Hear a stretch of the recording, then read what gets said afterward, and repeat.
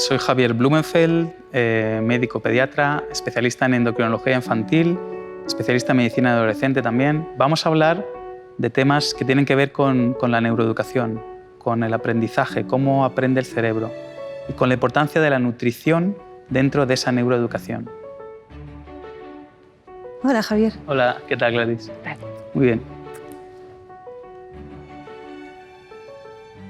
Pues soy madre de un niño de 12 años. ¿Cómo una dieta infantil, cómo puede afectar al rendimiento? El cerebro pues es como un motor, ¿vale? Este motor tiene una gasolina, por así decirlo, que es un neurotransmisor que se llama dopamina. Vale. Esta dopamina tenemos que encontrar formas de rellenar constantemente esta dopamina, ¿vale? Y para que este motor funcione, como somos cuerpos físicos, o yo creo que somos cuerpos sobre todo físicos, tenemos que cuidar nuestro cuerpo físico, nuestra función ejecutiva, nuestro prefrontal, físicamente hay que cuidarlo. Entonces, ¿cómo lo cuidamos? Lo cuidamos durmiendo bien.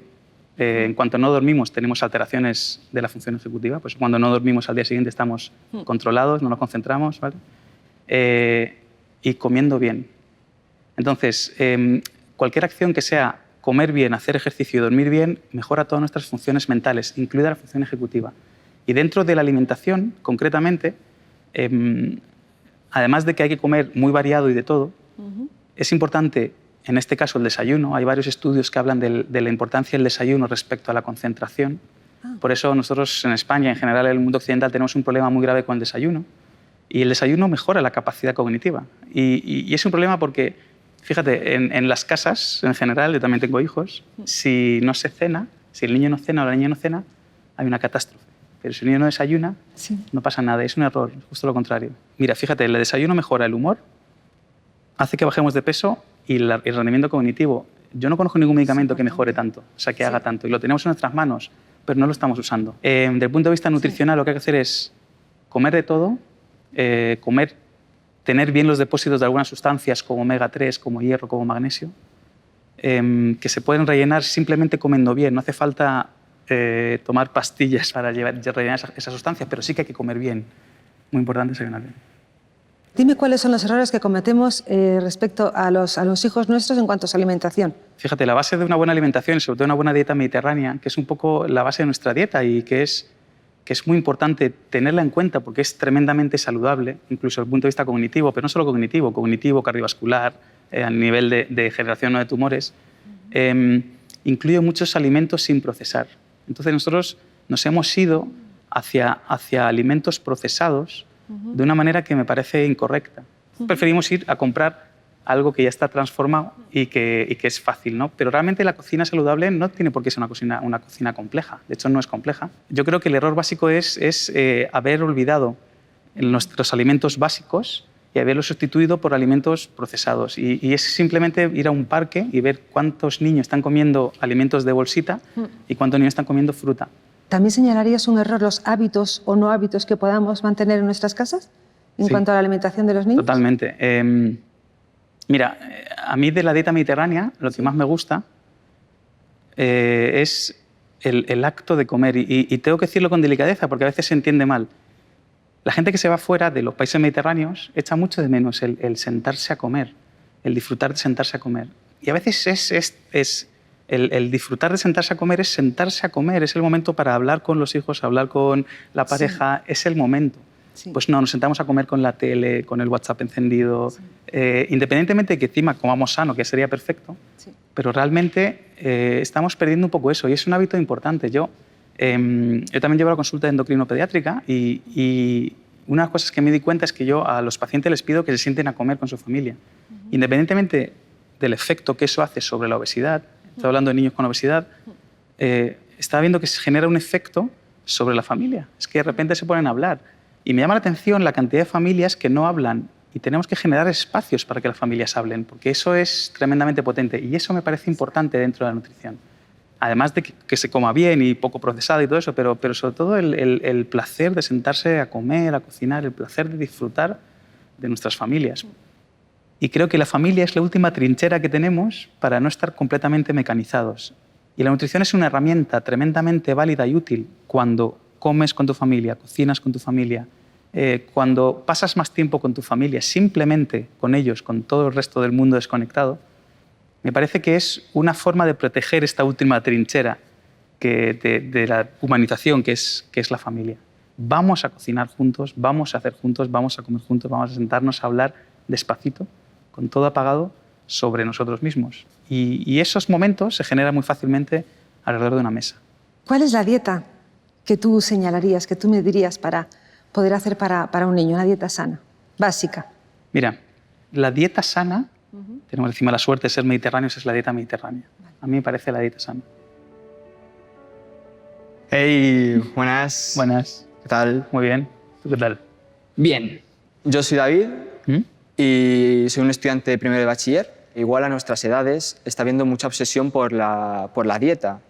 Entonces, eso a nivel del rendimiento que podamos tener o de nuestro estado anímico, ¿afecta en algún modo? Yo creo que la obsesión no es tanto por la dieta. Hay una cosa que me parece mucho más grave, que es la obsesión por la imagen. Y eso sí que me parece serio. No desde el punto de vista de rendimiento académico, sino a la estructura social que estamos haciendo. Estamos impregnados de ese éxito, aparente éxito, que da el ser más guapo, más guapa. Y me parece que le quita mucha profundidad a nuestra sociedad en general. Por eso la obsesión por la nutrición me parece bien si se habla de una nutrición saludable, pero la obsesión por la nutrición para estar más guapo o guapa me parece muy pobre, la verdad. Como estudiante de primero de bachiller, pues tengo exámenes. Entonces mi pregunta es, ¿qué alimentos yo debo tomar y qué alimentos debería de rehusar a tomarlos? ¿Tú desayunas bien? Sí. Bueno. ¿Qué es desayunar bien? A ver. ¿Qué desayunas? Unas galletitas, mi zumito y unos cereales. Bueno, pues te falta la fruta. Claro. Es un zumo de naranja. ¿Lo exprimes? Sí. Sí. Bueno, mira, un desayuno ideal es un desayuno que tiene cereales, ¿vale? Que el pan es mejor que las galletas, por ejemplo, que tiene lácteos y que tiene fruta, ¿vale? Y que es bastante abundante. Por otra parte, cuando tú estás en época de exámenes, estás consumiendo mucha glucosa. Muchas veces lo que hacéis es intentar solucionar eso con galletas, con chocolate y tal, y una forma muy eficaz de solucionarlo es tener siempre una fruta al lado. Cuando estás estudiando, estás consumiendo mucho, el cerebro consume un montón de glucosa. Si tú tienes fruta al lado y estás comiendo despacito fruta, cuando tienes hambre, como picoteo, también puede mejorar tu rendimiento. Gente de mi edad, tanto chicos como chicas, que están flaquitos, ¿Sí? Y que, pues, a base de suplementos, pues quieren crecer. A nivel de salud, ¿cómo lo ves? Fatal. Fatal. Fatal. Muy mal, es lo que digo yo. Muy mal, pero mira, nosotros tenemos muy mala educación alimentaria. Entonces, desgraciadamente, los mensajes sobre nutrición, muchas veces que no están científicamente validados, impactan muchísimo. Hay un montón de dietas que no están recomendadas, como la dieta hiperproteica, como los suplementos, no está recomendado. Lo que hay que hacer es volver a saber cómo cocinar, cómo comer bien y comerlo y las cosas que nos rodean, porque es tremendamente importante. No es saludable, o sea, nosotros llevamos miles, millones de años evolucionando genéticamente, desde el hombre o la mujer de las cavernas, estamos evolucionando para comer algún tipo de alimentación. Estos tipos de nuevos de suplementos, alimentaciones, tal, no estamos preparados para eso. Entonces, al final nos acaban produciendo un daño. Por eso es importante el intentar volver un poco atrás en el punto de vista de cambiar nuestros hábitos y empezar a comer las cosas saludables que nos rodean en vez de sumarnos a modas que desde mi punto de vista no son saludables ni son necesarias. Entonces, no a los suplementos. No a los suplementos, sí a la dieta mediterránea. Hola, Javier. Hola, ¿qué tal? Bueno, soy Ana. Soy profesora de secundaria y bachillerato en un centro. En los coles cada vez hay niños con más problemas de obesidad. ¿Qué podemos hacer como padres desde casa y como docentes en el cole para un poco solventar este problema? La obesidad es la punta del iceberg de un problema. El problema real es la mala alimentación generalizada que estamos teniendo en nuestra infancia y en nuestra sociedad, ¿vale? Hay muchos niños, muchos adultos que no son obesos, pero su alimentación es pésima. Es importantísimo comer bien para que nuestros motores cerebrales funcionen de forma adecuada. Si no están bien engranados, si no les damos el alimento suficiente para que funcionen bien, la forma de generar conocimiento va a ser más complicada. Yo creo que lo que se puede hacer es intentar meter más contenidos saludables de una forma más divertida. Por ejemplo, en el colegio público Antonio Robles, San Lorenzo del Escorial, se está haciendo un proyecto que se llama Chiqui Chefs, que es un proyecto en el cual se está metiendo la cocina como eje. Entonces los niños aprenden a hacer pan, pero a la vez aprenden matemáticas, aprenden inglés, aprenden relaciones entre ellos. Es un proyecto que se está haciendo con los padres, con lo cual se implica a los padres en la educación sanitaria de los niños. Y me parece un tema tremendamente importante, porque realmente en la materia que tenéis que dar hay poco sobre salud, pero es que se puede dar un montón de contenidos obligatorios a través de la salud. Y yo creo que los colegios tienen que empezar a implicarse en la salud de los niños porque es tremendamente importante. Y no solo por la obesidad, ya te digo, es la punta del iceberg. Y tenemos cifras que son espantosas, ¿no? Estamos casi en un 20% de obesidad y sobrepeso en España infantil. Sino porque nos permite tener una sociedad mucho más saludable. Claro. Si yo me encuentro en mi aula un alumno, una alumna, con un trastorno de alimentación, ¿cómo puedo detectar esto? Bueno, porque no es fácil. Claro, pero hay varios trastornos de alimentación. O sea, un trastorno de alimentación es la obesidad, ¿vale? Es un trastorno de alimentación que es por exceso. Pero no nos olvidemos que hay otros trastornos de alimentación que son por defecto. Es, por ejemplo, la anorexia. No es fácil detectar porque hay que hacer una encuesta alimentaria, hay que sentarse a ver cómo come. Pero no solo que desde el punto de vista de detección es delicado, pero sí que puedes otra vez enseñar muchas cosas a través de la salud. Pero la salud no solo es nutrición, ¿eh? La salud también es el sueño. Yo pienso que cuando un niño va mal en el colegio, la primera pregunta que tiene que hacerle un profe a los padres es ¿cómo está durmiendo? Sí. Porque a veces nos liamos en más cosas y no preguntamos la calidad de sueño de ese niño o niña. El sueño, el ejercicio, la nutrición son elementos básicos para tener una sociedad más saludable, pero son elementos básicos también para tener una salud mental más potente en nuestros niños. ¿Tú crees que hay alimentos que provocan en los adolescentes esa ansiedad o esa hiperactividad o ese estar desenfrenados? Sí que hay alimentos. Mira, los alimentos procesados muchas veces tienen azúcares que no son saludables. La sociedad desgraciadamente está impregnada de bebidas azucaradas, alimentos azucarados. Entonces, hay muchos alimentos que realmente producen estas subidas y bajadas importantes de glucosa en sangre que hacen que el comportamiento a veces pueda ser un poco más, un poco más hiperactivo, que se vuelven como muy activos, ¿vale?